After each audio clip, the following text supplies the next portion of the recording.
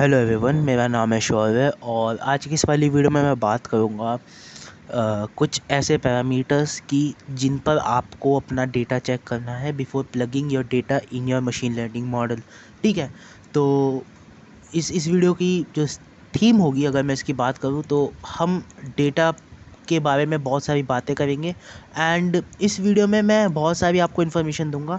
But हाँ, दूंगा मैं बहुत सारे है ना पैरामीटर्स बताऊंगा जिस पर आपको डेटा को चेक करना है, पर कुछ एक्स्ट्रा मुझे जो चीज़ें लगती है वो भी मैं आपको बताऊंगा, और जो प्रॉब्लम्स को मैंने कभी फेस किया था, है ना, जो मेरी ऑब्जर्वेशंस हैं और जो मेरे एक्सपीरियंसेस हैं, उन सबको भी मैं इस वीडियो में डालूंगा। तो मेरा जो एजेंडा था इस वीडियो में वो नॉट ओनली आपको ये बताना कि क्या क्या चेक्स करने हैं, बट क्या क्या चीज़ें, क्या क्या प्रॉब्लम्स आप ऑब्जर्व करोगे। So this video will be, है ना, very information rich and even very dense. तो इस वीडियो को मैं चाहता हूँ आप काफ़ी ध्यान से देखें। तो सबसे पहली चीज़ तो हमको क्या करना है, हमको डिफ़ाइन करना है कि what is a feature and a target. मैं ज़्यादा समय बर्बाद नहीं करूँगा, आई एम श्योर आपको आता होगा, बट है ना, वाई हमारा एक कॉलम होगा जो या तो जिस पे हम प्रेडिक्शन मॉडल बनाएंगे या फिर है ना इन्फ्लुएंसिंग करेंगे, और फीचर्स होंगे जिन पर हम एक्सपेक्ट करते हैं कि हमारा टारगेट डिपेंड करे, which is the next topic, है ना, कि भाई there should be a correlation, है ना, ऑफ फीचर्स एंड टारगेट, है ना। सो हम इसी फंक्शन को ढूंढते यूजिंग आवर मॉडल, है ना। ठीक है, तो ये तो अगला पॉइंट है। अब बात करते हैं अंडरस्टैंडिंग द प्रॉब्लम। सबसे पहली बात, है ना, दिस इज़, है ना, अब यहाँ से हम अपनी मेन वीडियो में आते हैं। तो सबसे पहले तो आपको दो तरह की प्रॉब्लम होंगी, एक होगी, है ना, प्रेडिक्शन की, है ना, प्रेडिक्शन, और एक होगी इन्फ्लुएंस की, इन्फ्लुएंस की। अब इनमें इन्फ्लुएंस, है ना, इन्फ्लुएंस की, ठीक है। तो प्रेडिक्शन में आपको एक प्रेडिक्टिव मॉडल बनाना है ना। तो इसमें बहुत सारी चीज़ें ऐसी होती है जो इन्फ्लुएंस में आपको नहीं चाहिए होती, जैसे एक, है ना, एक interpretable model and all of that. तो हमें एक प्रेडिक्टिव मॉडल बिल्ड करना होता है, प्रेडिक्टिव मॉडल। इन्फ्लुएंस का थोड़ा अलग सीन होता है, ठीक है। इन्फ्लुएंस में आप विजुअलाइजेशन और रिलेशनशिप्स पर ज़्यादा काम करते हो। तो इनमें भी, है ना, ये जो हम अपनी प्रॉब्लम को इसमें भी हम देखते हैं कि भाई हमारा जो, इनमें बहुत सारी चीज़ें हम चेक करते हैं। हम ये देखते हैं कि भाई जो हमारा टारगेट है वो कैसा है ना। टारगेट कैटेगोरिकल है ना, कैटेगोरिकल यानी कि क्लासिफिकेशन प्रॉब्लम है ना, क्लासिफिकेशन प्रॉब्लम है या फिर एक रिग्रेशन प्रॉब्लम है ना। और इनमें कौन कौन से मॉडल हमको यूज़ करने हैं। तो बेसिकली हमको प्रॉब्लम अंडरस्टैंड करने की हमें करना क्या है, this is a very important step. Now यहाँ पर हम बात करते हैं इसकी। तो सबसे पहली चीज़ तो हमें हर एक फीचर को अच्छे से जानना है। अब कैसे जानना है, क्या जानना है, इसकी इस पर ही हम काफ़ी ज़्यादा बात करेंगे, आगे बात करेंगे, श्योर। बट एक, आप जो भी डेटा पे काम करोगे, है ना, उस डेटा के साथ उस डेटा का डिस्क्रिप्शन अच्छे से आप पढ़ लेना, है ना। उसमें होगा कि भाई हर कॉलम आपको क्या क्या बताता है, ठीक है, उसके बारे में। Feature should not B strongly correlated. तो देखो, मल्टी कोलिनियरिटी करके है ना एक प्रॉब्लम होती है, मल्टी कोलिनियरिटी। इसमें क्या होता है कि जैसे फॉर एग्जांपल मेरे पास है x1 x2 और x3, these are our features and a target, and our target is y। So what if feature x1 and x2 depends on themselves, ठीक है, कुछ तो रिलेशनशिप है इनके अंदर। जैसे फॉर एग्जांपल, मुझे बहुत अच्छा लगता है एग्जांपल, जैसे डेट ऑफ बर्थ और एज। अगर एक ही डेटा सेट में डेट ऑफ बर्थ और एज दोनों है, देन दैट्स अ प्रॉब्लम, ठीक है। तो हम जनरली क्या करते हैं इस प्रॉब्लम को फिक्स करने के लिए, मैं भी क्या करता हूँ जनरली, मैंने जो देखा है ना, बहुत सारे लोग करते हैं कि वो क्या करते हैं, वो एक, है ना, एक heat map, correlation heat map बनाते हैं। और जो हाई रिलेशन कोरिलेशन होता है, जैसे फॉर एग्जांपल ये टारगेट है, ठीक है। तो जिन दो कॉलम्स में हाई कोरिलेशन है, जिन जिन दो फीचर्स में हाई कोरिलेशन है, उनमें से ज़्यादा कोरिलेशन वाला हम रख लेते हैं, या फिर कुछ अलग से फीचर इंजीनियरिंग करते हैं। तो ये एक इशू है, हम ये नहीं चाहते। इसका एक अच्छा लॉजिक ये भी है कि जब मान लो मॉडल एक्स टू और वाई, है ना, इन दोनों के बीच में रिलेशनशिप समझने की कोशिश करेगा, तो इसकी वैल्यू हम बड़ा घटा के देख रहे हैं, लेट्स से बड़ा घटा कर देख रहे हैं। तो हम अनइंटेंशनली x1 की वैल्यू भी बड़ा घटा रहे हैं, with what relationship is, you know, between the two of them, ठीक है। और एक छोटा सा पॉइंट मैं बात कर लेता हूँ कि रिलेशनशिप से हमारा क्या मतलब होता है ना। ये मुझे लगा कि है ना ये एक बहुत अच्छा पॉइंट होगा। तो रिलेशनशिप बाय वेरिएंस, ठीक है, बाय वेरिएंस। तो इस चीज़ को समझना, ये टॉपिक थोड़ा मेरे दिमाग में अभी अभी आया है। तो लेट्स से हम, ये है x1 और ये है x2। अब कुछ भी हो, है ना, इन दोनों के बीच में हम रिलेशनशिप कब स्टेब्लिश कर सकते हैं, ठीक है, लाइक थिंक अबाउट इट, ठीक है। लेट्स से मैं एक सिंपल फंक्शन लेता हूँ मैथमेटिकल, एक्स स्क्वायर। तो जैसे x2 is equal to x1 का स्क्वायर, ऐसे करके रिलेशनशिप है। तो ये ऐसे जाएगा, ठीक है, ऐसे जाएगा, पैराबोलिक ग्राफ होगा। तो यहाँ पर आप देख पा रहे हो कि यहाँ पर, है ना, यहाँ पर जो दूरी है और यहाँ पर दूरी अलग अलग है, ठीक है। मैं आपको एक और अच्छे एग्जांपल समझाता हूँ। जैसे फॉर एग्जांपल ये है x1 और ये है x2। तो जैसे फॉर एग्जांपल हम ले लेते हैं कि फीचर x1 और x2 को रिलेट करते हैं। तो क्या होगा कि मान लो x1 जब हमारे डेटा सेट में सॉरी, जब ऐसे था, ये इसकी वैल्यू ये थी, कुछ ये थी, ठीक है। तो x2 की वैल्यू कुछ ये हो गई, ठीक है। और हम सभी पॉइंट्स को देखेंगे तो हम उन सभी पॉइंट्स को प्लॉट भी कर देंगे, ठीक है ना। अब ये पॉइंट्स अगर इसी फैशन में चल रहे हैं, ठीक है, कोई ख़ास ऊपर नीचे नहीं हो रहा है ना, या फिर कोई कॉमन पैटर्न नहीं दिख रहा है, तो हम ठीक मान लेंगे इसे कि हाँ भाई कोई बात नहीं, कुछ खास नहीं है। बट कभी कभार क्या हो सकता है कि भाई आप x1 और x2 के बीच में एक चीज़ नोटिस करोगे कि हो सकता है कि ये पॉइंट्स अपीयर तो रैंडम हो रहे हो, बट अगर हम लार्जर पिक्चर देखें तो ये आगे बढ़ रहे हैं। और इसके बारे में हम प्रिंसिपल कंपोनेंट एनालिसिस में भी बात करते हैं कि जब x, है ना, जब x की वेरिएंस, है ना, x पे हम x1 फीचर के एक्सिस पर हम ट्रेवल करते हैं, तो हम ये चाहते हैं कि हम x y, है ना, x2, अरे यार ओके ठीक है, सॉरी x1 एक्सिस पर जब हम चल रहे हो, तो ऐसा नहीं होना चाहिए कि हम x2 की एक्सिस पर ज़्यादा चल रहे हो, हम इसी एरिया में रहने चाहिए, ठीक है ना, हम इसी छोटे एरिया में रहने चाहिए। ये पीसीए में आप पढ़ोगे, प्रिंसिपल कंपोनेंट एनालिसिस में, ये वाला पॉइंट। बट मैंने सोचा इसकी बात भी कर लेते हैं हम साथ साथ, ठीक है। टू मैनी फीचर्स, देखो भाई बहुत सिंपल सी बात है ना, बहुत ज़्यादा फीचर होते हैं। तो पहली बात तो देखो, बहुत सारे फीचर्स में क्या होता है कि डायमेंशन बहुत ज़्यादा बढ़ जाती है। तो इसमें क्या होता है कि डिस्टेंसेस कैलकुलेट करना कॉम्प्लिकेटेड हो जाता है, मॉडल की कॉम्प्लेक्सिटी बढ़ती है। दैट इज़ वन पॉइंट, ठीक है, दैट इज़ अ पॉइंट, है ना, an important point by the way. But कभी कभार, बट इससे क्या होता है कि देखो कुछ अनइन्फॉर्मेटिव फीचर्स भी आ जाते हैं जिनका कोई ख़ास क्या बोलते हैं, कुछ खास हमें इन्फॉर्मेशन नहीं दे, they are just taking space, ठीक है। और है ना, और स्पेस लेकर भी क्या कर रहे हैं कि हमारा मॉडल ऑफ कोर्स उनसे कुछ ना कुछ इन्फॉर्मेशन एक्सट्रैक्ट करना चाहता है। तो उसके चक्कर में वो क्या करेगा, वो एक अनइन्फॉर्मेटिव फीचर से कुछ ज़्यादा ही लर्न कर लेगा, जो हमारे डेटा के जो एक्चुअली में वो फीचर जो है ना पैटर्न को वो रिकग्नाइज कर रहा था, उसमें चेंजेस आ सकते हैं। फॉर एग्जांपल एक मैं लेता हूँ, जैसे x1 और ये है y और ये है x1। तो x1 एक इम्पॉर्टेंट फीचर है, लेट्स से हमने पता लगा लिया कहीं से कि एक इम्पॉर्टेंट इन्फॉर्मेटिव फीचर है, तो हमको ये रिलेशनशिप देगा, है ना। हम देख रहे हैं यार ये एक्स स्क्वायर को फॉलो कर रहा है बहुत ज़्यादा। वहीं अब हमने क्या किया, हमने एक अनइन्फॉर्मेटिव फीचर x1 है था यहाँ पर, और हमने एक x2 भी जोड़ दिया, तो ये इसको तो फॉलो करेगा, पर ये क्या करेगा, ये इस प्लेन में कभी इधर कभी इधर कभी इधर कभी इधर, है ना। जैसे फॉर एग्जांपल यहाँ पे मैं x2 बनाता हूँ, है ना, और ये है x1, है ना, और ये है इस दिशा में y, ठीक है।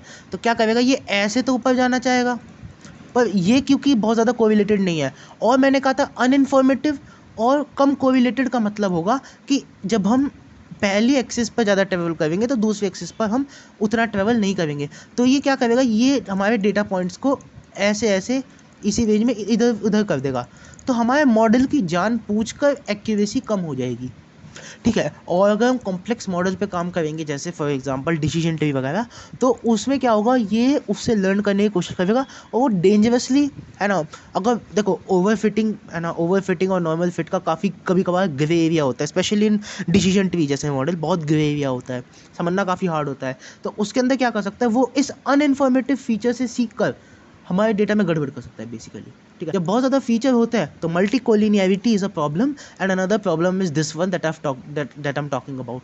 एंड एक और प्रॉब्लम ये भी होती है कि एक तो ये वाली प्रॉब्लम की बात कर ली मैंने, एक दूसरी प्रॉब्लम ये भी होती है मल्टी कोलिनियरिटी से कि है ना कैलकुलेशन कॉम्प्लेक्सिटी, हाँ शायद मैंने इसकी बात कर ली है, तो हाँ कॉम्प्लेक्सिटी भी बढ़ जाती है क्योंकि है ना।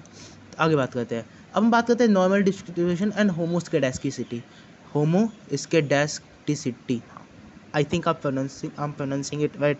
ये बेसिकली नॉर्मल डिस्ट्रीब्यूशन क्या होता है भाई, हमारा जो डेटा होता है ना, हम चाहते हैं कि वो नॉर्मली डिस्ट्रीब्यूटेड हो। इसकी हम आगे बात करेंगे जब हम स्क्यूनेस वगैरह पढ़ेंगे, इसी में ही स्क्यूनेस का भी चैप्टर है, तो है ना।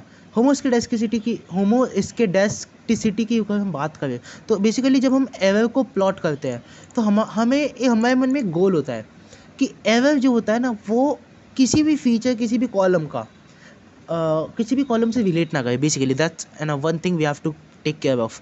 तो उसके अंदर हम होमोस्केडास्टिसिटी हम चेक करते हैं, और नॉर्मल डिस्ट्रीब्यूशन भी हम हर कॉलम की चेक करते हैं, है ना, ठीक है। ये कॉलम के लिए चेक करते हैं और ये एरर के लिए चेक करते हैं, है ना। तो आगे हम इनकी डिटेल में बात करेंगे, है ना। अब बात करते हैं मिसिंग वैल्यू ट्रीटमेंट की। तो हमारे जो डेटा सेट है उसके अंदर क्या हो सकता है कि लेट्स से हम कोई एक्सपेरिमेंट कर रहे, कोई वो कर रहे, सॉरी एक्सपेरिमेंट का डेटा रिकॉर्ड कर रहे हैं, या फिर हम क्या बोलते हैं कि सर्वे का डेटा, सर्वेक्षण का डेटा रिकॉर्ड कर रहे हैं।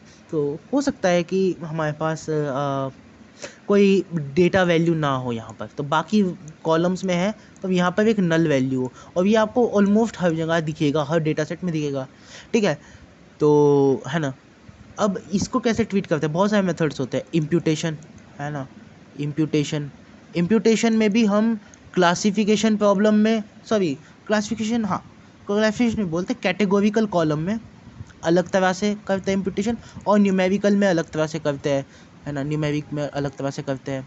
एक हम क्या करते हैं, कभी कभार हम रैंडम, इसकी बात कर लेते हैं पहले तो कैटेगोरिकल में हम बेसिकली कभी कभार क्या, हम मोड से रिप्लेस कर देते हैं हर एक वैल्यू को।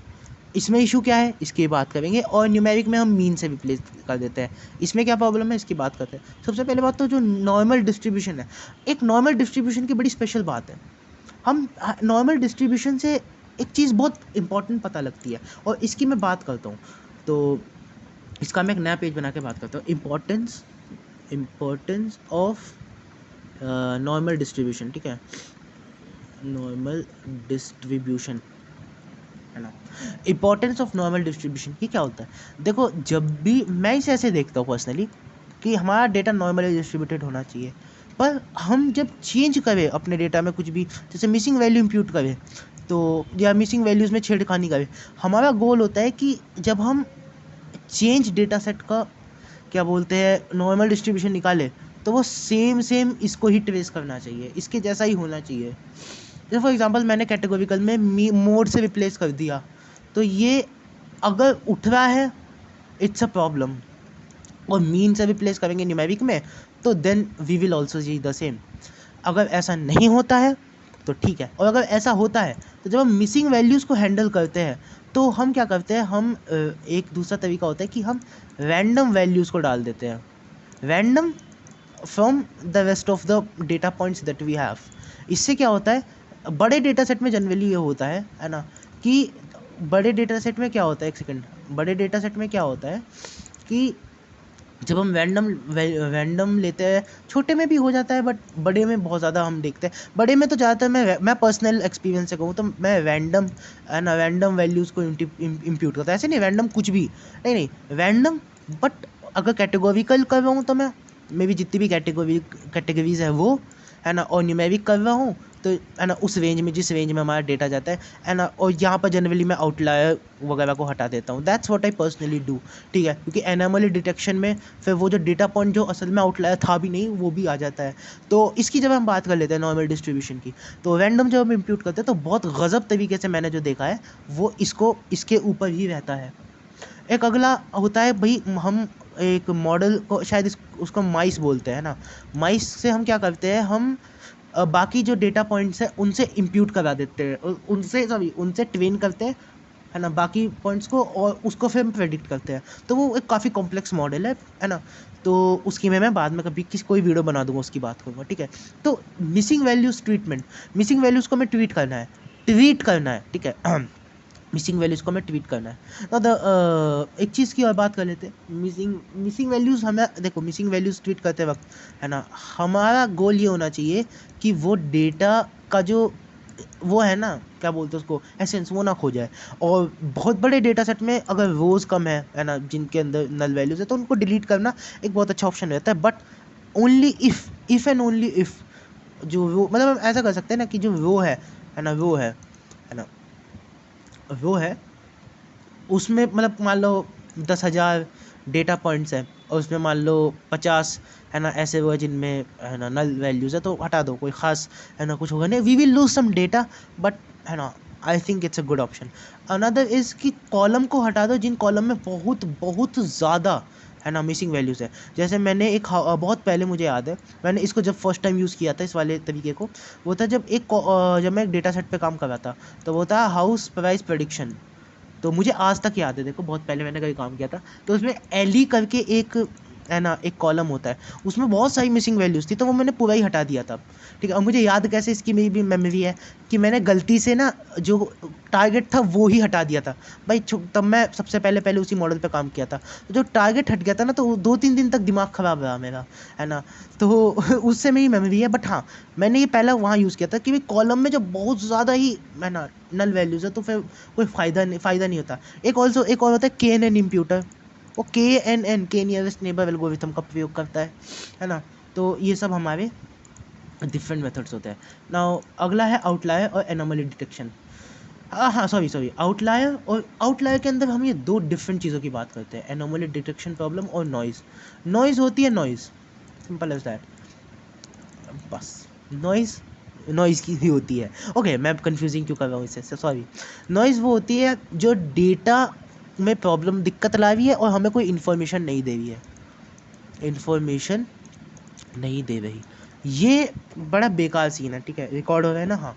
ये बड़ा बेकार सीन है, इन्फॉर्मेशन चाहिए हमको और ये इन्फॉर्मेशन नहीं दे रही। प्लस नॉइज़ का क्या सीन होता है, जैसे फॉर एग्जांपल यहाँ पर, है ना, एक, ये इस एरिया में हमको सारे डेटा पॉइंट्स और एक दो यहाँ आ रहे हैं, तो लीनियर रिग्रेशन जैसे मॉडल वो इससे काफ़ी इन्फ्लुएंस हो जाते हैं, ठीक है, तो इधर शिफ्ट हो जाएंगे, जबकि रियल रिप्रेजेंटेशन मान लो ऐसा है। तो बल्कि मैं बताता हूँ, लीनियर रिग्रेशन तो बहुत ज़्यादा अपना दिक्कत करता है आउटलायर्स के साथ। तो ये तो हो गया नॉइज़ हम आउटलायर में, नॉइज़ हम उसको बोलते हैं जो इन्फॉर्मेशन नहीं देते हैं। पर एनोमली डिटेक्शन वाले में क्या होता है कि एनोमली मतलब, ठीक है, जैसे फॉर एग्जांपल तुम किसी लड़की से बात कर रहे हो, है ना, लड़की से बात कर रहे हो, तो लड़की तुम्हें दो चीज़ बुला सकती है, यार ये लड़का कितना यूनिक है, यार ये लड़का कितना वियर्ड है। अब दोनों का मतलब कहने को तो सेम है, पर क्या तुम चाहोगे कि तुम्हें वो लड़की यूनिक बुलाए या वियर्ड बुलाए? तो यूनिक होता है हमारा एनोमली। एनोमली में हम क्या बोलते हैं, एनोमली में हम बहुत आगे आके, है ना, आगे यहाँ पर शायद मैंने लिखा हुआ, ये कहीं एंड में, तो एनोमली पे हम बहुत अच्छा एक डिस्कशन भी करेंगे एनोमली डिटेक्शन में।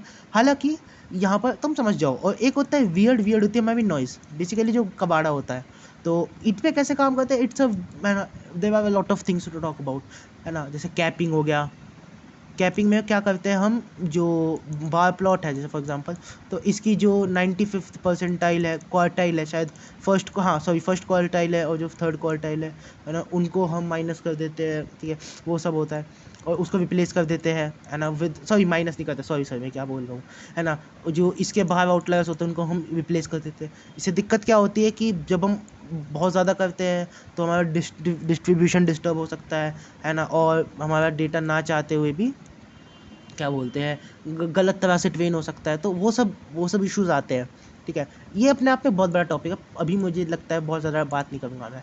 ये दोनों मेरे ओपिनियन में, आप अगर ये दो आपने देखे होंगे यार, df.info आपने कभी रन किया होगा, तो आपको मिलते हैं यहाँ पे सारे कॉलम, और आपको यहाँ पर मिलते हैं नॉर्मल वैल्यूज़ कितनी है ना, और यहाँ पर आपको मिलते हैं उसके डेटा टाइप्स। अब ये डेटा टाइप्स बड़े इंपॉर्टेंट होते हैं, ये भी बहुत इंपॉर्टेंट होते हैं। तो आपने जब df.shape से, है ना, आपने पता लगा कितने रो है कितने कॉलम है, तो आप फिर यहाँ से देख कर बता सकते हो कि भाई कितने नल वैल्यूज़ है, बहुत ज़्यादा है तो डिलीट कर दो नल वैल्यू, डिलीट कर दो वो कॉलम अगर बहुत सारे नल वैल्यूज़ है।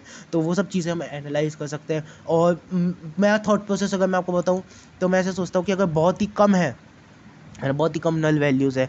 तो मैं जनरली उसमें मीन वाला इम्प्यूटेशन कर देता हूँ। तो वो अपने मेथड्स होते हैं।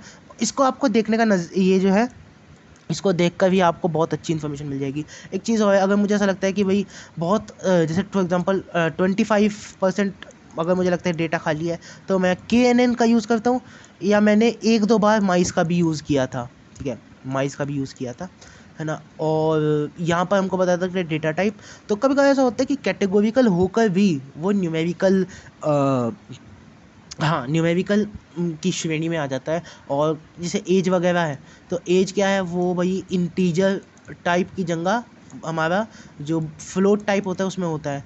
ये बहुत गड़बड़ करता है, ये बहुत, है ना, और बहुत बड़ा डेटा सेट है। तो भाई छोटी छोटी चीज़ें हमारी, है ना भाई, हमें तो रिसोर्स बचाने हैं, एफिशिएंट मशीन बनानी है। तो भाई जब एज को हम इंटीजर में, है ना, वो कर सकते हैं। बल्कि एज के ऊपर एक बहुत अच्छा डिस्कशन हो सकता है ना। एज का डिस्कशन बहुत अच्छा होता है जब बात करते हैं फीचर इंजीनियरिंग की, तो आगे उसकी भी बात करेंगे। बट यहाँ पर टेकिंग दिस कि हम भाई इंटीजर को फ्लोट में कन्वर्ट कर देंगे ताकि कैलकुलेशन आसान हो पाए। और DF.describe की अगर हम बात करते हैं ना, DF.describe की, तो ये भी बहुत, है ना, बहुत अच्छी आपको इन्फॉर्मेशन देता है। तो यहाँ पर आपको पता लगती है मैक्सिमम वैल्यू, है ना, 75th percentile, 25th percentile, count, है ना, काउंट, मीन, स्टैंडर्ड डेविएशन, है ना। तो इन सब का अपना अपना काम होता है। मैं हर एक की छोटी सी बात करता हूँ, और ये अपने आप में ही ना एक बहुत ही अच्छी, ये आपको बहुत अच्छी इंसाइट्स दे देता है ना। तो जब बात करते हैं, सबसे पहले तो हमारा आता है क्या आता है हमारा सबसे पहले, हाँ, सबसे पहले तो आता है काउंट। भाई ये तो सिंपल है ना, कितने हैं, ठीक है ना, कितने कितनी एंट्रीज है। उसके बाद मीन क्या है, मीन में क्या कैसे यूज़ करता हूँ भाई, मीन से हमें बहुत चीज़ पता लगती है कि डेटा डेटा किस, है ना, कहाँ, किस के आसपास है ना, किस किस वैल्यू के आसपास है ना। तो ये बहुत अच्छी। स्टैंडर्ड डेविएशन मतलब कितना फैला हुआ है डेटा, इसको इस वे में देख सकते हैं। फिर आती है परसेंटाइल्स। परसेंटाइल्स पे हम आगे आके डिटेल में बात करेंगे, ठीक है। परसेंटाइल्स पे, ना, परसेंटाइल्स शायद लास्ट वाला ये रहा। तो परसेंटाइल्स पे मैंने बहुत डिटेल एक डिस्कशन है, आगे इसी वीडियो में हम बात करेंगे परसेंटाइल्स के ऊपर। हालांकि if you talk about this, so, है ना, बहुत सारी आपको इन्फॉर्मेशंस मिलती है। एंड आई पर्सनली थिंक कि, है ना, इस पे आपको बहुत देर तक, है ना, इसको देखते रहना चाहिए, आपको बहुत सारी इन्फॉर्मेशंस पता लगेगी, है ना। तो या this is one more thing. आगे आते थे separate treatment for categorical and numerical columns, ठीक है। ये क्या है, इनमें क्या होता है कि आप कैटेगोरिकल और न्यूमेरिकल फीचर्स पे अलग तरह के ट्रीटमेंट करते हैं। जैसे मैंने मिसिंग वैल्यूज़ में बताया था कि यहाँ पे हम मोड से रिप्लेस करते हैं, यहाँ पे हम मीन से रिप्लेस करते हैं जनरली, है ना। This is generally the case. अब भाई मोड है, ठीक है, और सुनो कैटेगरी है 1 2 3, और यहाँ पे वो डेटा टाइप वाला प्रॉब्लम भी आ जाता है। और लेट्स से मैं क्या बोलते हैं, सभी वैल्यूज़ को इनके मीन से रिप्लेस कर देता हूँ, तो क्या मैं 1 + 2 + 3 डिवाइडेड बाई 3, अच्छा चलो ये तो वो होगा ना, एक, अरे समझ जाओ ना कि भाई बड़ी दिक्कत हो सकती है मीन, है ना।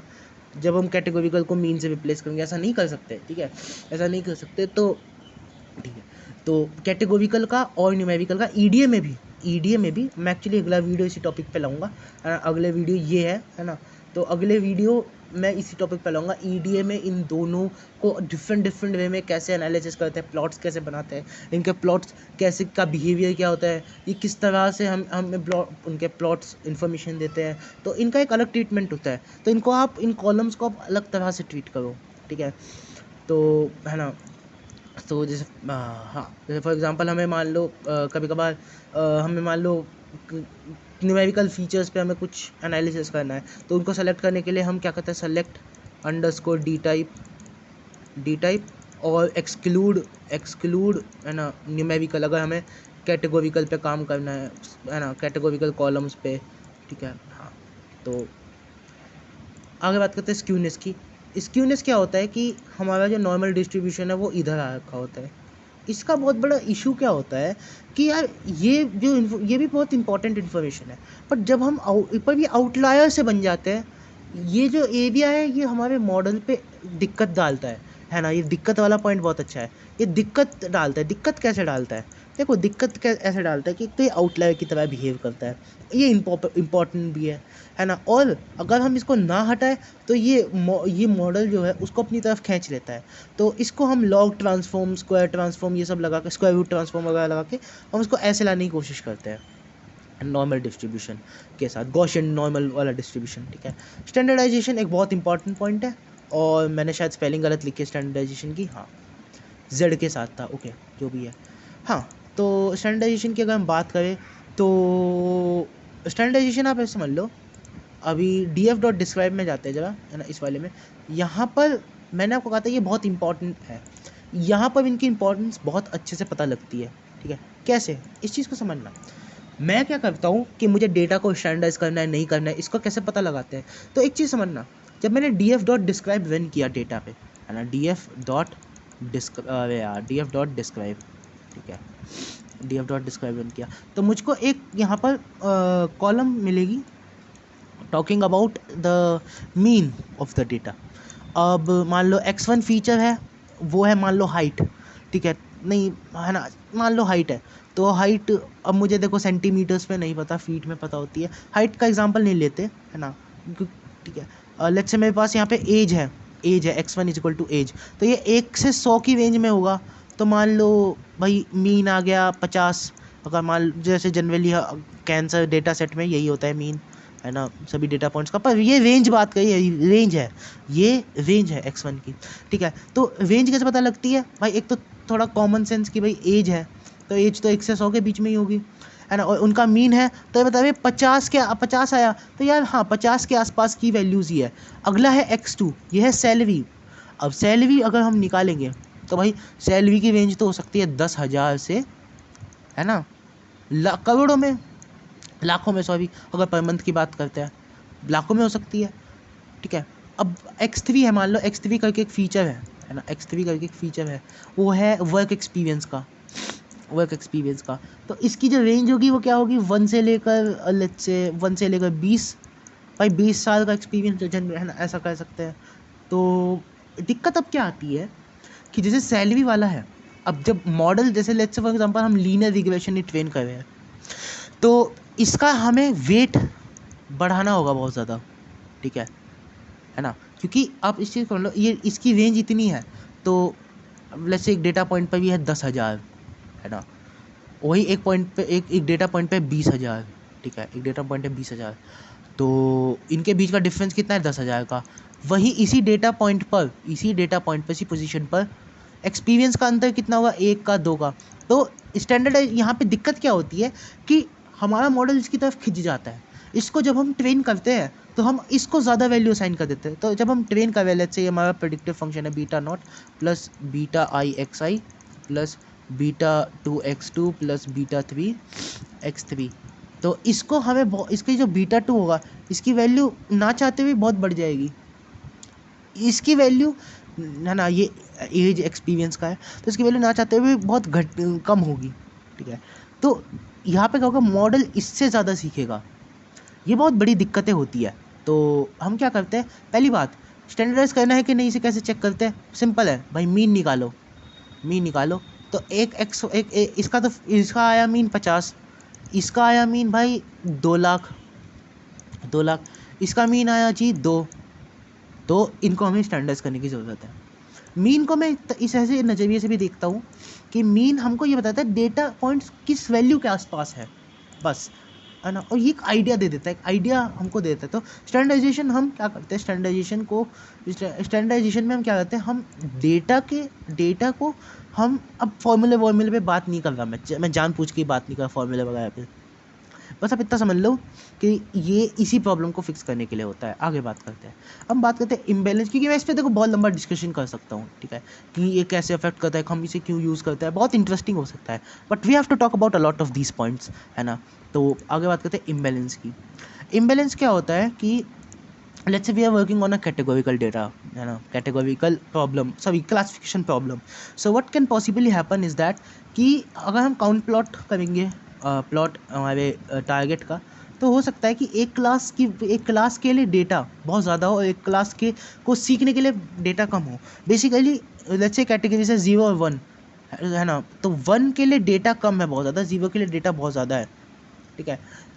तो 1 कब होगा, है ना, इसको इसको सीखने के लिए, है ना, ये हमारे पास मॉडल के पास कम डेटा है, इसको फिक्स करने के बहुत सारे मेथड्स हैं, जैसे अंडर सैम्पलिंग और कुछ एल्गोरिथम बेस्ड भी होते हैं। तो there are lot of these, lot of such methods. तो हाँ, है ना, तो इम्बैलेंस डेटा सेट बेसिकली इसमें दिक्कत क्या होती है कि एक एक फीचर के लिए हम बहुत ज़्यादा सीख लेते हैं और एक के लिए बहुत कम। तो एक हमें एक तरह से इसके लिए हमें बेटर परफॉर्मेंस मिलेगी और इसके लिए हमें बेकार परफॉर्मेंस मिलेगी, ठीक है ना। तो ये बहुत बड़ी दिक्कत होती है। आगे बात करते हैं डेटा टाइप करेक्शन की। तो डेटा टाइप करेक्शन आप इस तरह, हाँ उसकी बात करी थी मैंने कि कैसे कई क्या होता है कि हम जैसे फॉर एग्जांपल सुनो इस चीज़ समझना, जैसे for example let's say categories है ना, कैसे लोग, हाँ जैसे डायबिटीज़ है। तो डायबिटीज़ में क्या होगा, जैसे 0 है तो नो डायबिटीज़, 1 है तो लेट्स से प्री डायबिटिक, और 2 है तो डायबिटिक।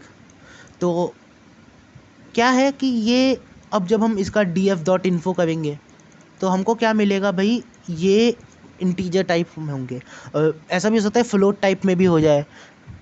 तो इसको हम फिक्स करेंगे सबसे पहली चीज़, है ना।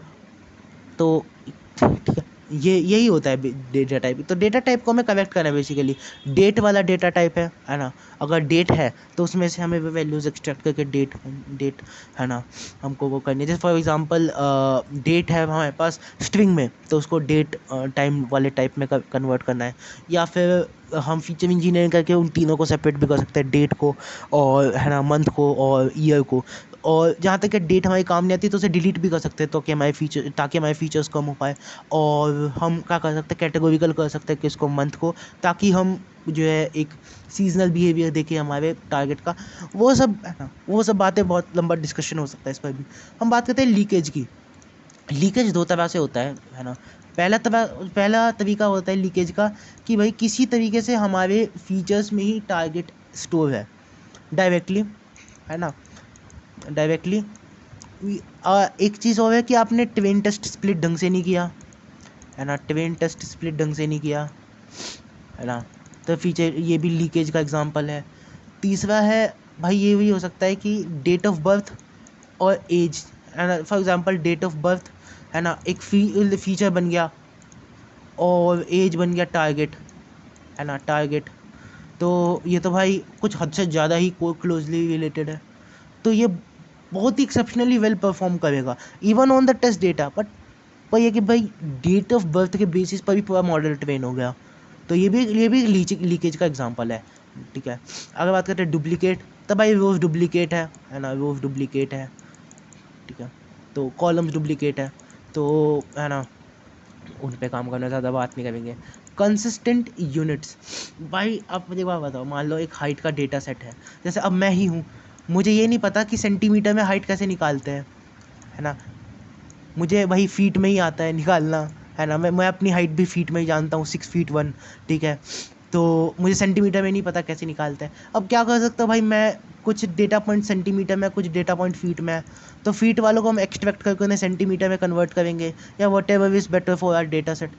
तो कंसिस्टेंट यूनिट्स चाहिए। और एक स्टैंडर्डाइजेशन का भी एग्जांपल बनता है ना, कि भाई अलग अलग कॉलम्स के अक्रॉस दिक्कत हो रही है। यहाँ पे रो के अक्रॉस अगर हम बात करें तो यहाँ पे यही दिक्कत होती है जनरली, ठीक है। प्रॉपर एनकोडिंग, देखो इसमें 2 इश्यूज आते हैं। एक इशू की मैं बाद में बात करूँगा, ठीक है। तो एनकोडिंग में एक इशू क्या आता है कि भाई हम कभी कभार क्या करते हैं, नॉमिनल को हम कभी कभार ऑर्डिनल बना देते हैं, इसकी बाद में बात करेंगे। और क्या होता है, बहुत सारे जो हमारे फीचर्स होते हैं, एंड जैसे फॉर एग्जांपल एक कैटेगोरिकल कॉलम है, ठीक है, उसको हमने हॉट 1 कर दिया तो कबाड़ा हो गया पूरे डेटा सेट का, ठीक है। तीसरा है अगेन अगेन एक चीज़ समझना, मेल और फीमेल, ठीक है, ये 2 कैटेगरीज है एक कॉलम में।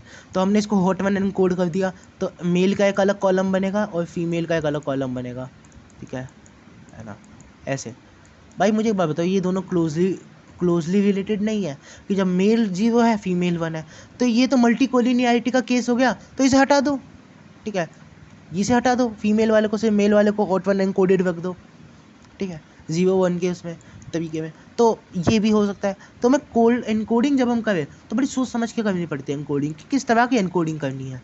इनफ डेटा साइज, भाई अगर डेटा साइज ही बहुत कम है ना, तो गड़बड़ है ना। मान लो तुम भाई मॉडल को ट्रेन कर रहे हो बहुत ही कम डेटा सेट पर, गड़बड़ है ना, गड़बड़ तो होगी, डेटा तो हमको काफ़ी सारा चाहिए। और इसी का ही हम एक विपरीत केस भी पढ़ेंगे, जब बहुत सारा डेटा हो तो मॉडल्स कैसे बिहेव करते हैं आगे।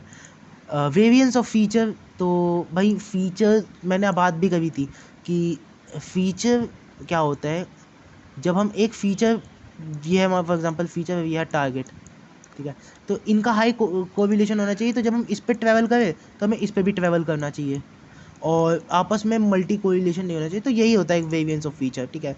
ये इस पर मैं अलग से क्या डिस्कशन करूँ, है ना। बायस इन डेटा, ये बहुत अच्छा पॉइंट है। मान लो बच्चे हैं, ठीक है, बच्चे हैं, बच्चे नहीं, सॉरी, फॉर एग्जांपल मैं टीवी शो कौन सा पसंद है इस पर मैं सर्वे कर रहा हूँ एक, और उसका डेटा रिकॉर्ड कर रहा हूँ, और मैंने सिर्फ बच्चों से सर्वे किया, तो वे क्या कहेंगे, भाई मुझे तो मोटू पतलू पसंद है, कोई कहेगा मुझे मोटू पतलू पसंद है, मोटू पतलू पसंद है, कोई कहेगा मुझे शिनचैन पसंद है। पर जब मैं इस डेटा को लेकर जाऊंगा, है ना, और इस डेटा पे एनालिसिस करूंगा, तो पहली बात तो मेरा जो डेटा है उसको मैंने सर्वे जो है वो गलत तरीके से किया है। मैंने सिर्फ एक नीश तरह के लोगों में ही मैंने एक तरह सर्वे किया है। तो कभी कभी क्या होता है, बायस आ जाता है डेटा में, तो उसको भी हमें एड्रेस करना है कि भाई, और अब मान लो औरतों में ही मैंने वो किया, तो वे कहेंगे भाई कुमकुम भाग्य, है ना, कुंडली भाग्य, पता नहीं भाई कैसे कौन कौन से सीरियल होते हैं, है ना, तुम्हारे पता नहीं क्या देखती है औरतें सीरियल्स, तो वो तो अपने सीरियल्स को ही बेस्ट कहेंगी। मर्द कहेंगे भाई वही तारक मेहता का उल्टा चश्मा और CID वगैरह। तो क्या है, अगर मैं सब में ही करूँगा, सभी ऑडियंसेस के अक्रॉस मैं डेटा ट्रेन करूँगा, सभी डेटा कलेक्शन करूँगा, तो मुझे सभी का पता होगा। पर कई बार क्या होता है कि सर्वे के दौरान ही ये दिक्कत होती है कि हम एक छोटे ग्रुप में हाँ, एक छोटे ग्रुप में ही हम सर्वे करते हैं, एक कम्युनिटी में ही सर्वे करते हैं, तो है ना। ये तो होगा चलो सर्वे के दौरान दिक्कत, है ना, जो आती है। कभी कभार क्या होता है कि इसकी मैं बाद में भी बात करूँगा डिटेल में, पर अभी आप इस समझ लो कि कभी कभार क्या होता है कि डेटा में कभी कभार क्या होता है कि जो काइंड ऑफ आप ऐसा समझ लो कि हम आउटलायर रिमूव करने के चक्कर में हम एक पूरी की पूरी क्लास ऑफ ऑडियंस को ही रिमूव कर देते हैं। जैसे फॉर एग्जांपल मैं एक टीवी डेटा सेट पे काम कर रहा हूँ, ठीक है, टीवी के, है ना, टीवी के कोई डेटा सेट पे काम कर रहा हूँ, तो बहुत सारी ऑडियंसेस तो यहाँ आती है भाई, हमारे बच्चे, बूढ़े जो सब देखते हैं, बूढ़े देखते हैं न्यूज़, बच्चे देखते हैं कार्टून, आंटियाँ देखती है हमारी सीरियल, अंकल देखते हैं तारक मेहता का उल्टा चश्मा। तो यहाँ पर कुछ ऐसी ऑडियंसेस भी है जो भाई नेशनल ज्योग्राफिक वगैरह देखती है ना, कुछ, है ना, ऑडियंसेस होती है जो सबके अपने अपने पसंद होते हैं, है ना, सबकी अपनी अपनी पसंद होती है। तो इस ग्रुप को तो मैं पूरा हटा ही दे रहा हूँ। तो एक जो आउटलायर की क्लास होती, एक आउटलायर क्लास करके यहाँ पे एक टॉपिक भी है, तो जो आउटलायर क्लास होती हमने तो उसे ख़त्म कर दिया, है ना। एक सेकेंड, कहाँ गया, हमने तो एक पूरी की पूरी आउटलायर क्लास को ही हमने हटा दिया, तो बायस किस पे आ गया, बायस सिर्फ इस ऑडियंस पे आ गया, ठीक है। ये भी बहुत बड़ी दिक्कत होती है ना। डेटा को जब हम वो करते हैं तो कभी कभार हम क्या करते हैं कि एक एसेंशियल है ना, एक एसेंशियल ग्रुप को हम हटा देते हैं, डेटा में आ जाता है बायस, और फिर वो कुछ, है ना, एक नीश पर ट्रेन हो जाता है, आप ऐसा समझ लीजिए। ग्रैन्युलैरिटी की अगर हम बात करें तो ये मैंने ऑलरेडी लिख रखा था, है ना। ग्रैन्युलैरिटी आप ऐसा समझ लीजिए कि जैसे हमारा डेटा है ना, डेटा है, तो डेटा में कॉलम है, अब कॉलम मान लो एज की है, अब एज की कॉलम में हम क्या कर सकते हैं, देखो एक तो एज को हम ऐसे ही लिख सकते हैं जैसे लिख रहे हैं हम एज, है ना, कि भाई 1 साल का बच्चा, है ना, 20 साल का जवान, नौजवान और 100 साल का बुढ़ा। एज को हम ऐसे भी लिख सकते हैं कि एज होगी 1 से लेकर 13 तक बच्चे, 13 से लेकर 18 तक टीनेज, 20 से लेकर सॉरी 19 से लेकर फलाना साल तक ये, फिर फलाना से फलाना साल तक ये, ठीक है। तो हमने डेटा को ग्रैनुलाइज कर दिया, यहाँ पे बहुत फाइन हो गया डेटा, ये थोड़ा ग्रैनुलाइज हो गया, ग्रेन है ना, थोड़ी है ना, समझ पा रहे हो ना आप। अब यही होता है बेसिकली, क्या होता है जैसे फॉर एग्जांपल सेल है, तो सेल हम क्या कर रहे हैं, हम मई है, जैसे मई है, मई में हम क्या कर रहे हैं, यह 12 मई में क्या, यह 12 मई में क्या क्या सेल हुई है ना। मेरे लैपटॉप में स्टोरेज भी है, सिर्फ 6 GB है, बताओ। हाँ, 12 तुम्हारे 12 मई को क्या सेल हुई, 14 मई को क्या सेल हुई, फिर जून में 18 जून को क्या सेल हुई। तो दिक्कत है, मतलब दिक्कत भी नहीं है, ठीक है, कोई बात नहीं भाई, बहुत ज़्यादा ग्रैनुलेटेड है, इनका कोई ख़ास सिग्निफिकेंस नहीं है। तो फॉर एग्जांपल बंदा जो है जून में ये ख़रीदेगा, जून में क्या बोलते हैं बंदा, अब जून में गर्मियों में क्या खरीदते हैं, गर्मियों में एसी, सर्दियों में हीटर, हाँ, तो जून में हीटर थोड़ा ही खरीदेगा कोई इंसान, है ना, और मई में हीटर नहीं खरीदेगा, और दिसंबर में क्या बोलते हैं कूलर नहीं खरीदेगा। तो क्या है फिर यहाँ पे डेट का कोई ख़ास है नहीं, ये ग्रैन्युलेटेड हो गया, बड़ी है ना, ठीक है। यहाँ पे सेल पर मंथ एक सीजनल पैटर्न को है ना काफ़ी अच्छे से रेप्लिकेट कर लेती है। तो ये एक अच्छा एग्जांपल है ग्रैनुलेशन का, पर ग्रैनुलेशन का प्रॉब्लम भी होता है, जैसे मिसमैच ग्रैनुलैरिटी।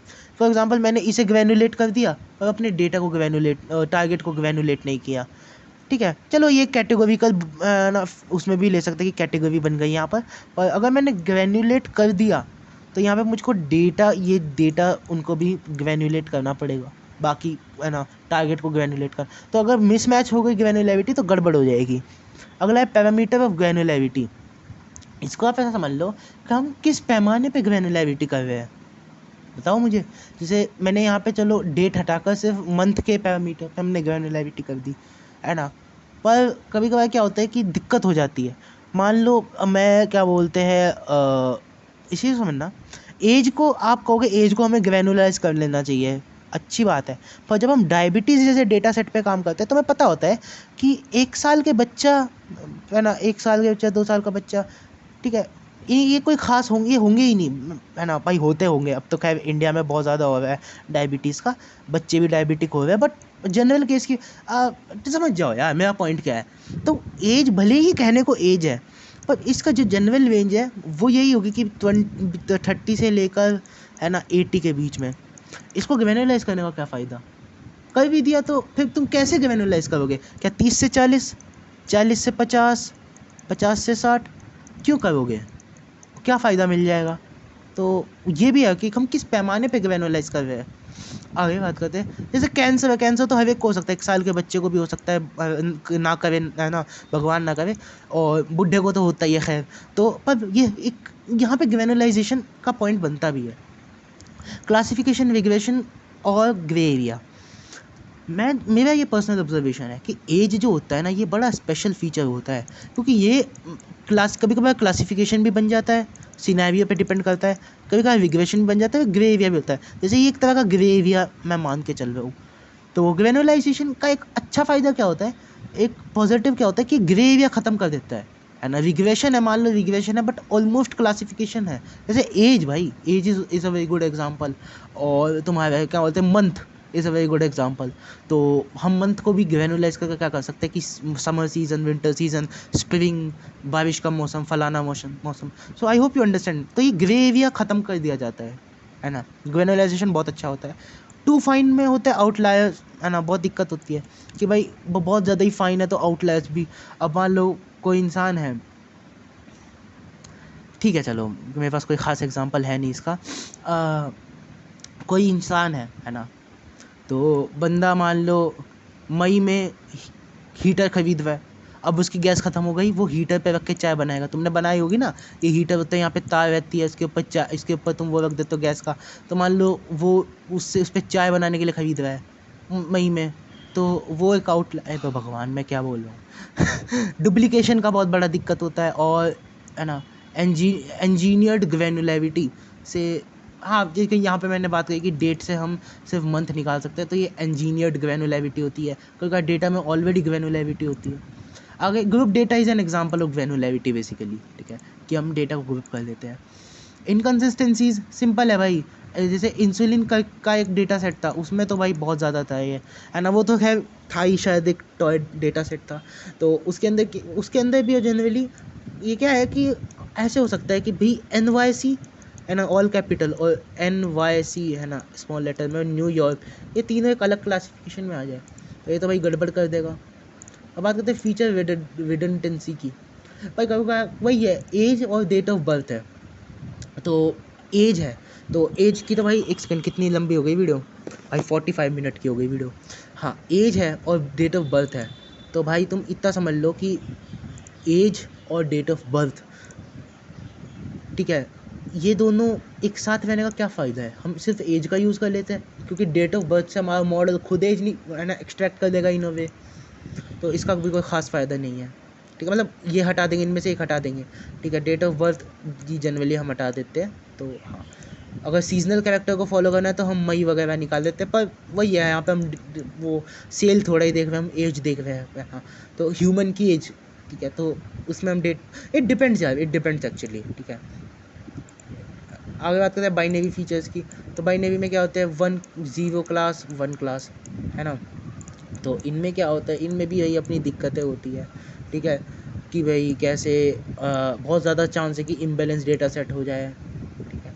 और यहाँ पर एक बहुत अच्छा कॉन्सेप्ट आता है कि कैसे, है ना, हम किस पैरामीटर पे ये चुने। जैसे फॉर एग्जांपल लॉजिस्टिक रिग्रेशन है, तो 0.5% प्रोबेबिलिटी पर ये लाइन एग्जिस्ट करती है, उसके इस तरफ, है ना।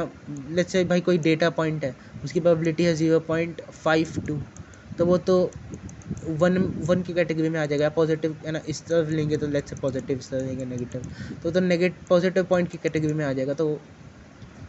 तो किस, और ये भी डिपेंड करता है, ठीक है भाई, कौन सी लाइन ले, है ना। तो भाई नई फीचर्स में प्रॉब्लम आती है।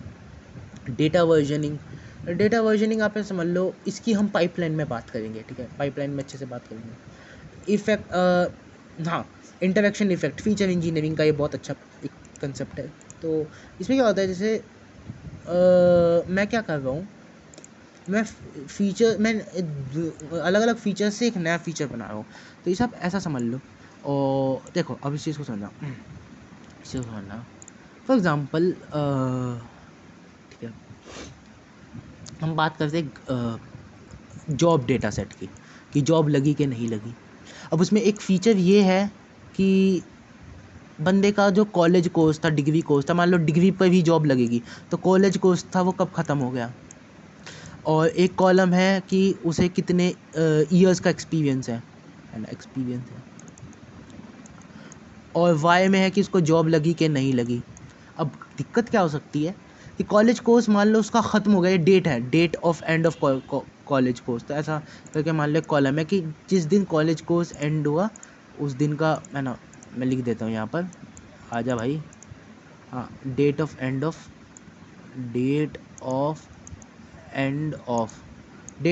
College course.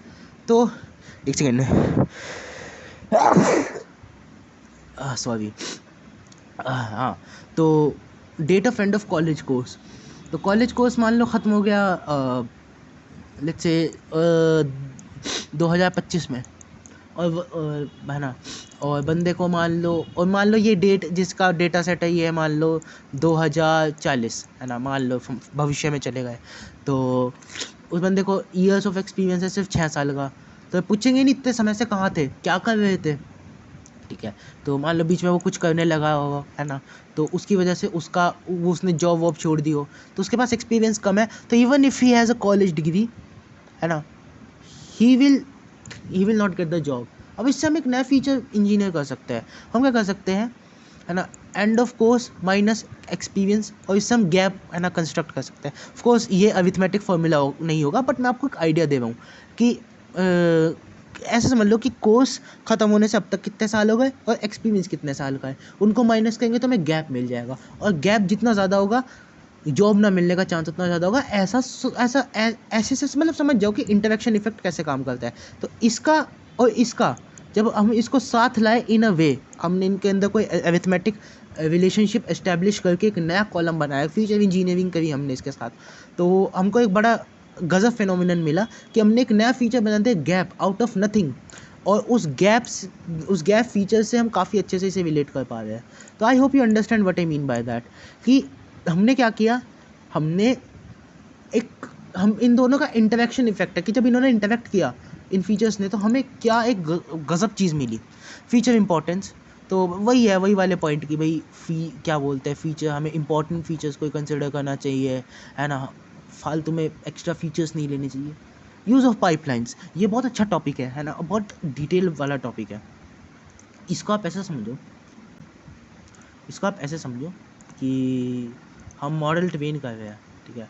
तो मॉडल में ट्रेन करने से पहले हमने कुछ डेटा प्री प्रोसेसिंग्स करी, ठीक है।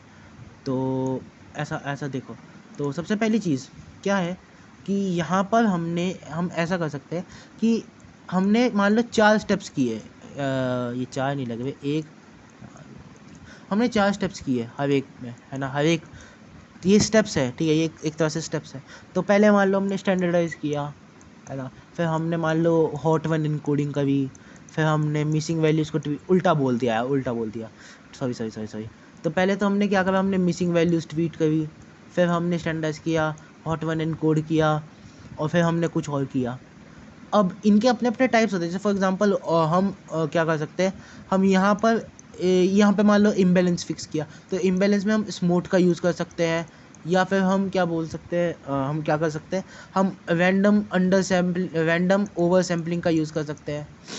अब क्या होगा कि जब हम नोटबुक में ट्रेनिंग करेंगे, तो हम क्या करेंगे, हम पहले इसे यूज़ करेंगे डेटा में, है ना, यूज़ करके फिर वेरिएबल में स्टोर करेंगे, फिर एक्यूरेसी चेक करेंगे, फिर हम क्या सोचेंगे, अरे यार एक बार स्मूथ ट्राई कर लेना चाहिए था, फिर आप वापस जाओगे, फिर इस कोड को डिलीट करोगे, अब इस बार और भी कम एक्यूरेसी आ गई, फिर वापस जाओगे, फिर वापस से स्मूथ लाओगे। फिर फॉर एग्जांपल मैं डिटेल में समझाता हूँ, देखो मान लो ये था डेटा सेट DF।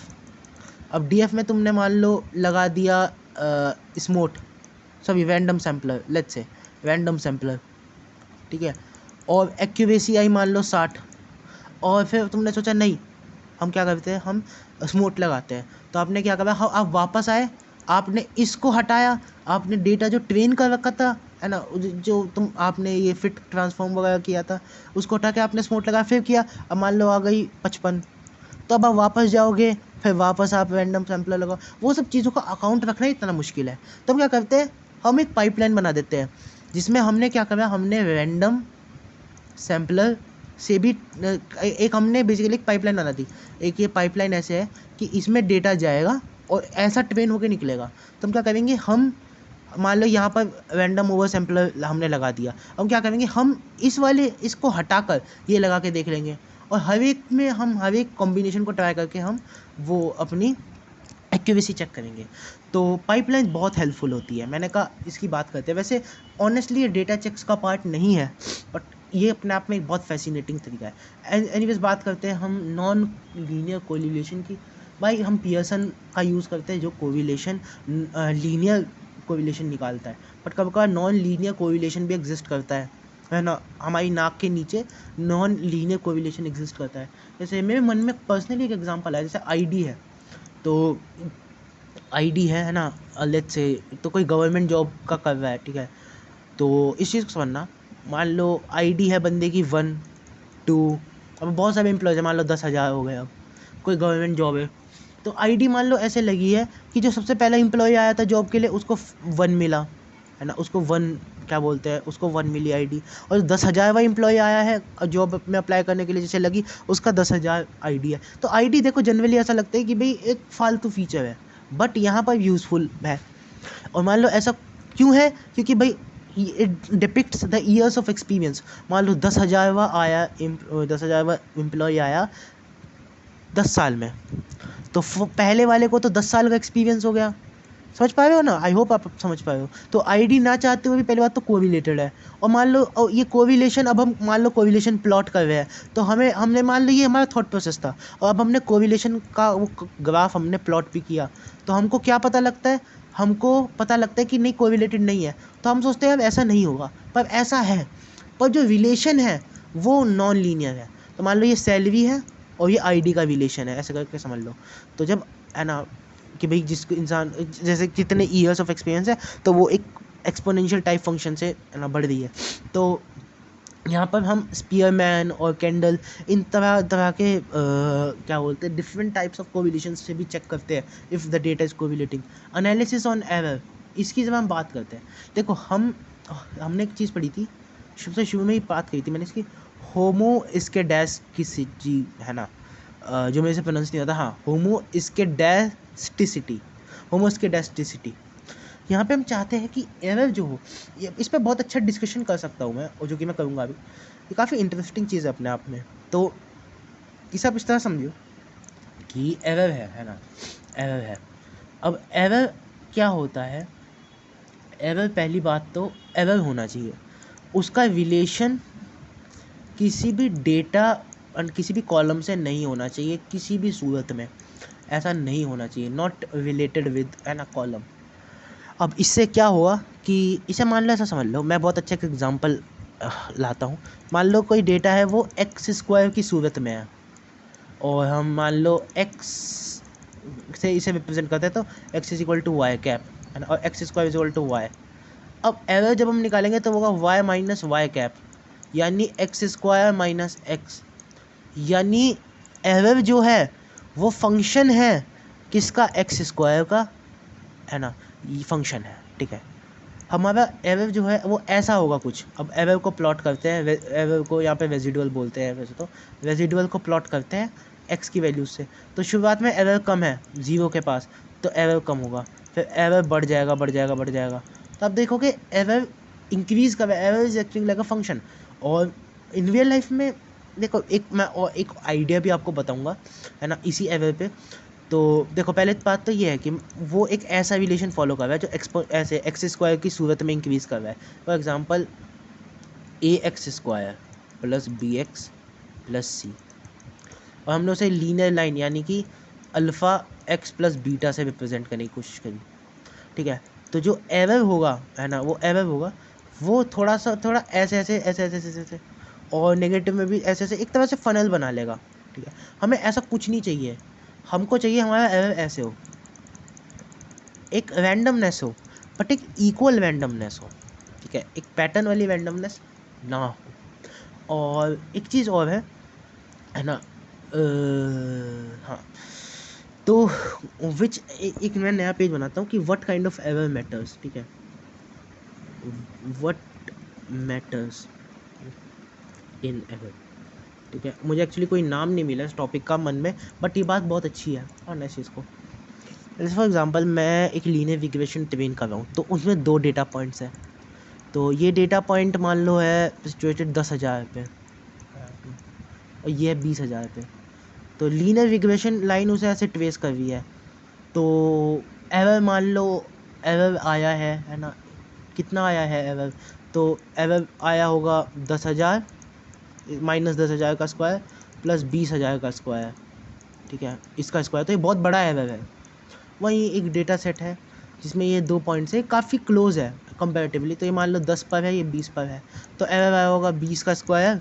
मेरा लैपटॉप लो हो गया, रुको लैपटॉप चार्जिंग पे लगा लेता हूँ मैं इसे हाँ। तो ये एरर कुछ ऐसा आया होगा, तो आपको लगेगा इसका एरर ज़्यादा है और इसका एरर कम है, ठीक है। बट इन रियलिटी आप एक चीज़ समझो कि जिस स्केल पर डेटा पॉइंट्स एग्जिस्ट करते हैं उसके रेस्पेक्ट में ये जो एरर बहुत ज़्यादा है, एरर बहुत कम है, it doesn't depend, it doesn't matter. समझ पा रहे हो आप, it doesn't matter. But matter क्या करता है कि डेटा पॉइंट्स कुछ ऐसे हैं और हमारी लाइन उसे ऐसे ट्रेस कर रही है, तो क्या हो रहा है यहाँ पर इस वाले डेटा पॉइंट के लिए एरर कम है और इनके लिए बहुत ज़्यादा है। तो एरर असल में, हाँ तो कहाँ था मैं, तो यहाँ पर आप देखोगे एरर जो है ना वो थोड़ा थोड़ा ऐसा होगा कि शुरुआत में तो कम है, फिर बढ़ गया एरर, ये गड़बड़ है, ठीक है। तो ये वाला एरर ज़्यादा खौफनाक है कि भाई ये पहले तो डेटा पॉइंट्स को यहाँ पे तो अच्छे से ट्रेस कर रहा है, यहाँ पर अच्छे से ट्रेस नहीं कर रहा। तो सीमिंगली कह सकते हो कि ये एरर कम होगा। मान लो इस एरिया में ज़्यादा डेटा पॉइंट्स हैं और इसमें कम डेटा पॉइंट्स हैं, ठीक है। तो ऐसा हो सकता है कि इसका एरर कम हो, है ना, एरर कम हो, ठीक है। ऐसा दिस इज़ वेरी पॉसिबल कि इस वाले ट्रेस का एरर कम हो, इस वाले प्रेडिक्शन का एरर कम हो, ऐसा हो सकता है, ठीक है, ऐसा हो सकता है। बट हम ये नहीं कहेंगे कि ये इससे बेहतर है।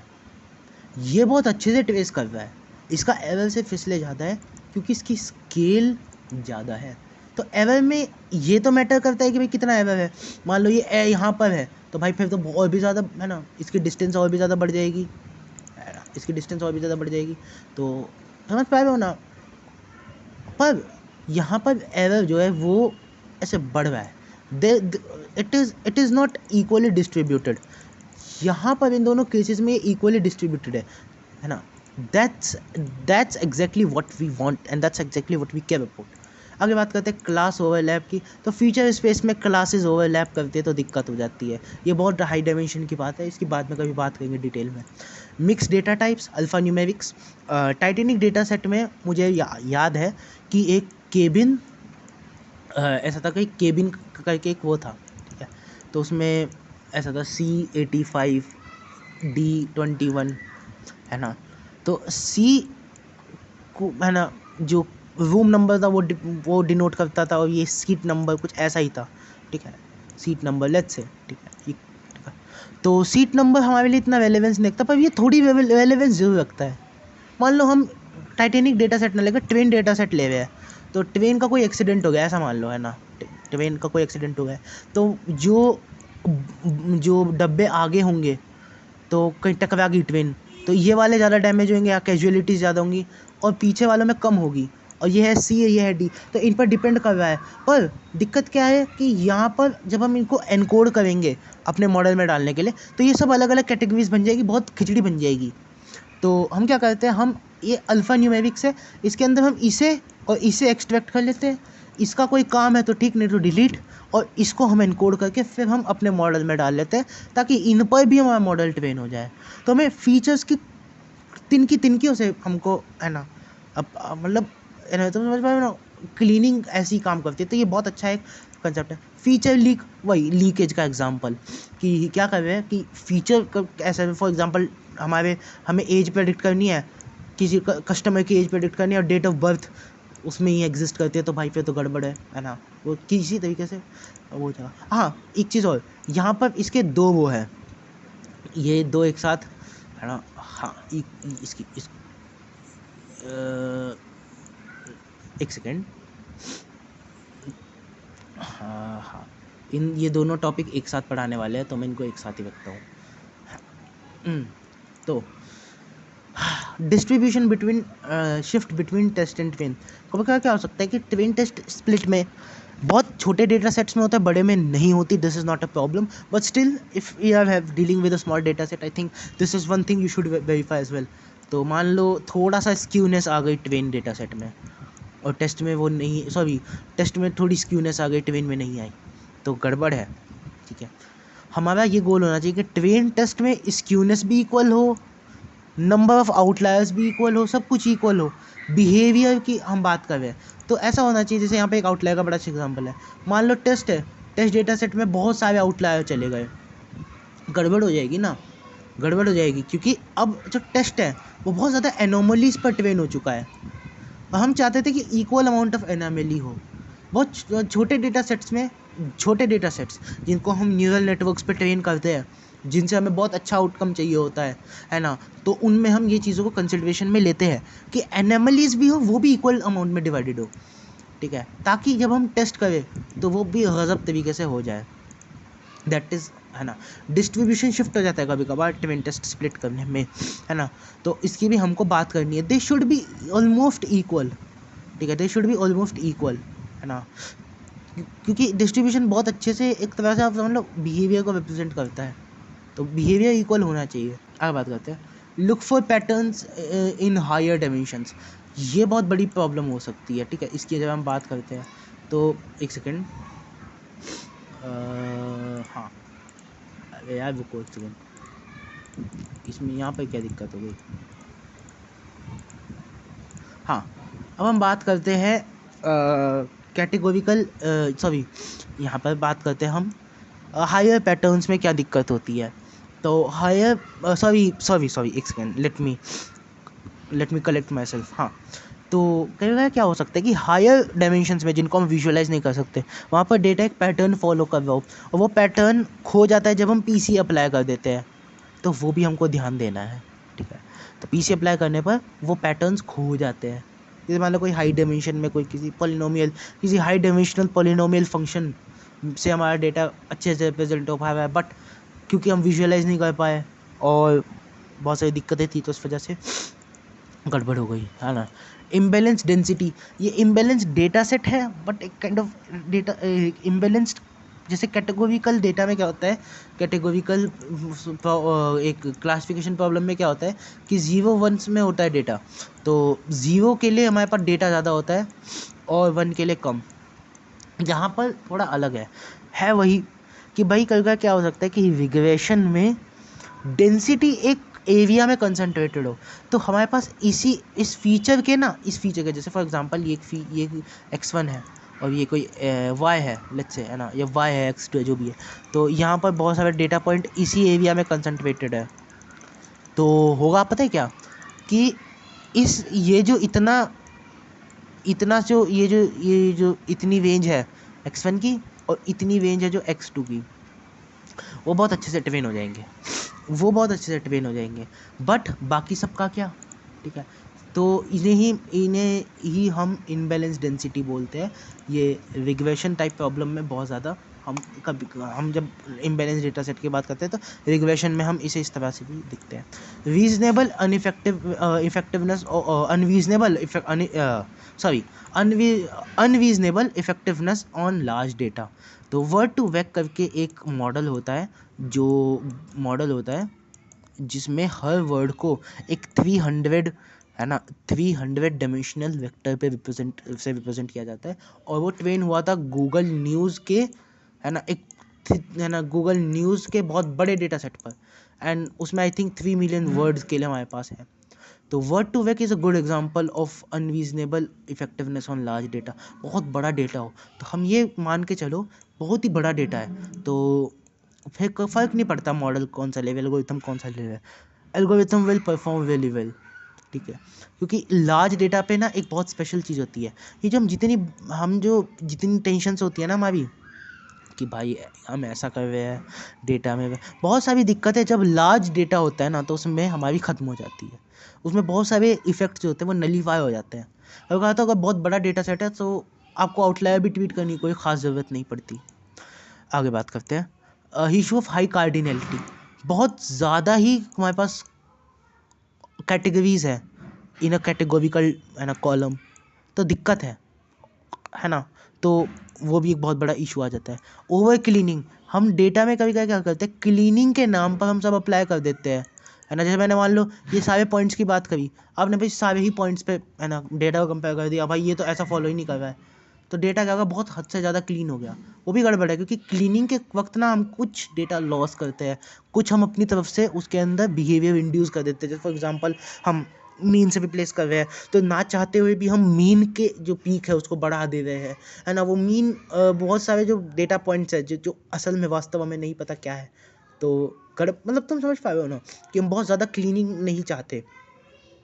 इसका एक ही तरीका है, पाइपलाइन यूज़ करो, डिफरेंट मेथड्स अप्लाई करो, जहाँ पे एक्यूरेसी ज़्यादा ट्वेन टेस्ट पर, है ना, ट्वेन टेस्ट प्लीज बताऊँ, सॉरी, तुम्हारे जो, है ना, एक्यूरेसी होती है, एक्यूरेसी कैलकुलेट करो, तो, है ना, क्रॉस वैलिडेशन वगैरह से, और जो मेथड सबसे बेस्ट परफॉर्म कर रहा है उसे यूज़ करो ना।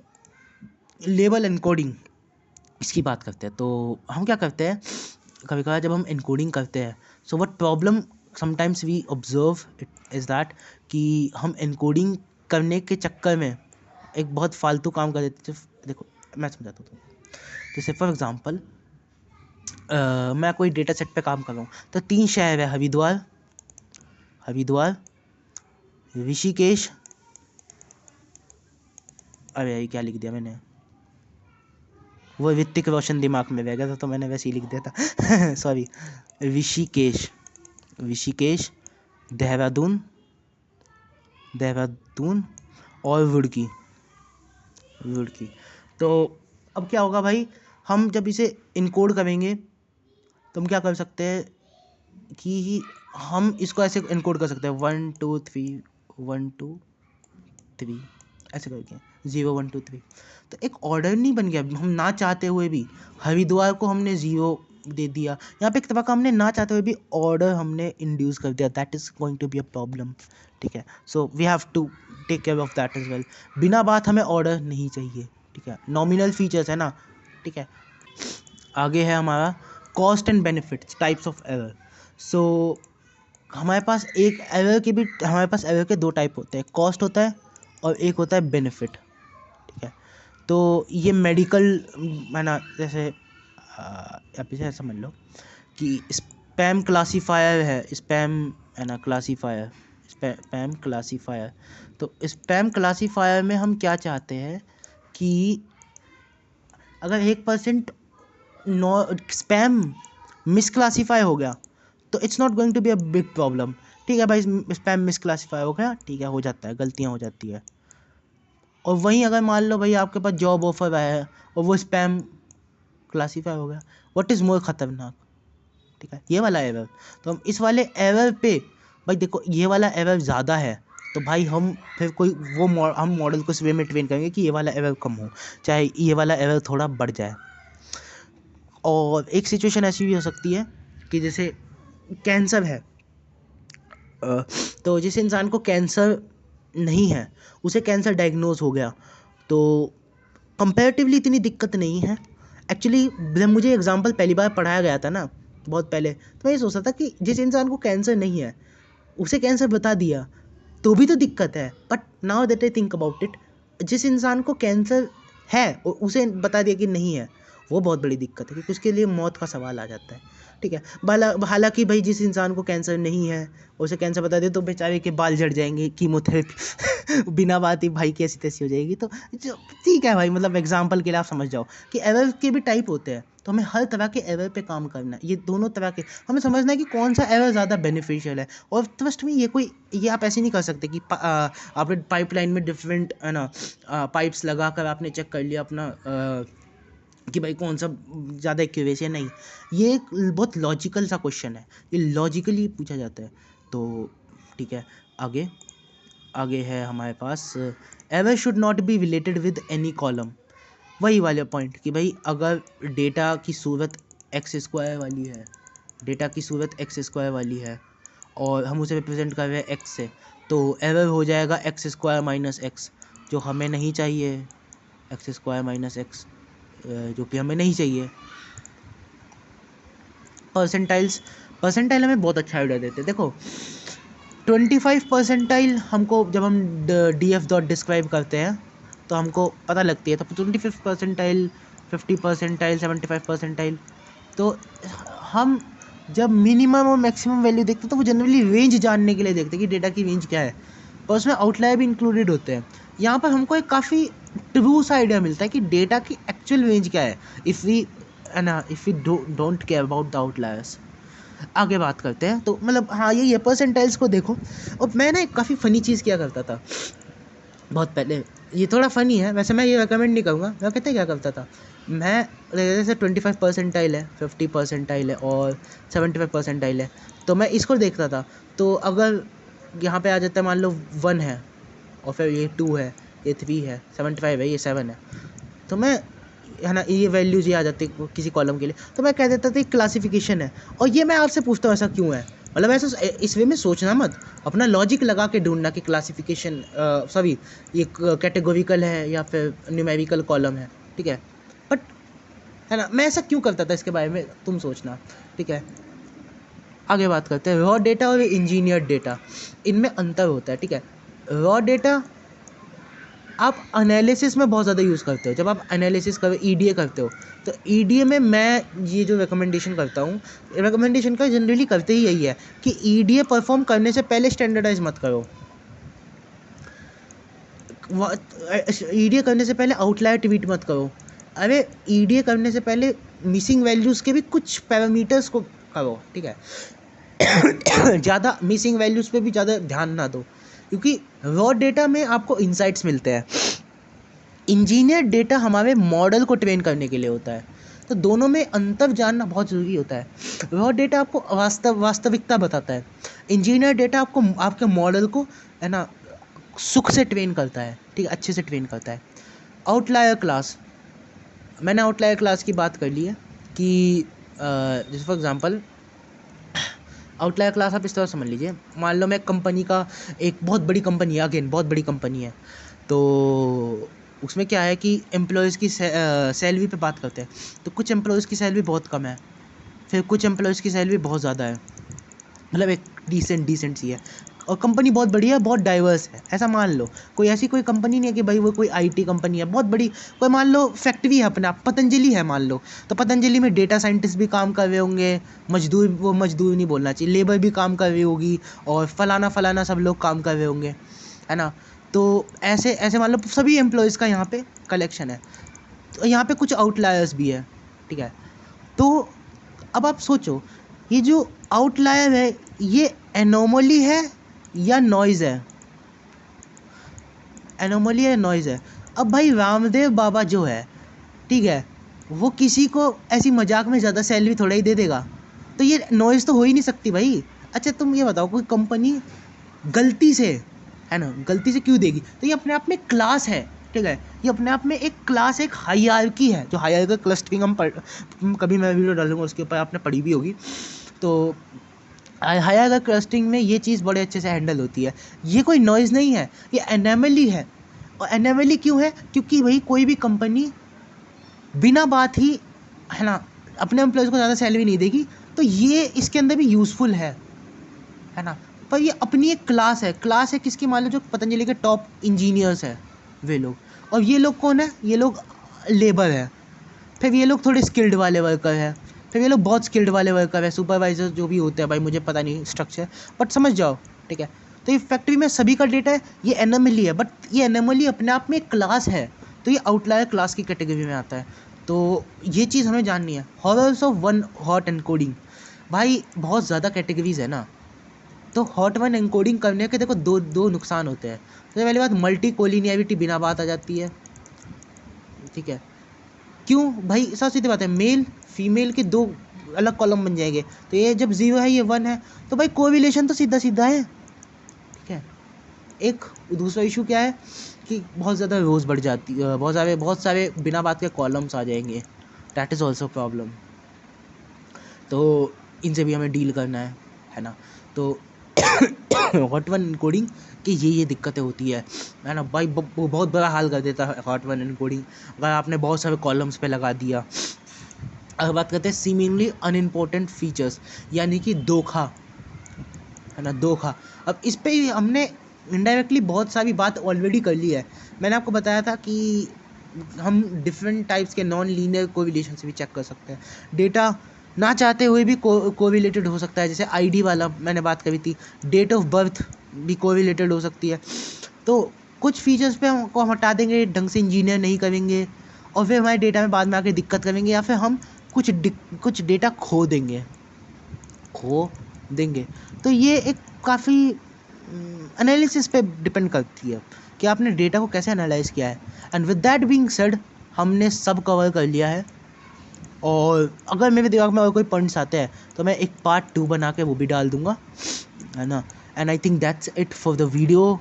आप सभी को प्रणाम, है ना, बाय बाय। और मेरे अब सिर्फ 5 GB की स्टोरेज बची है, सो ठीक है, बाय बाय।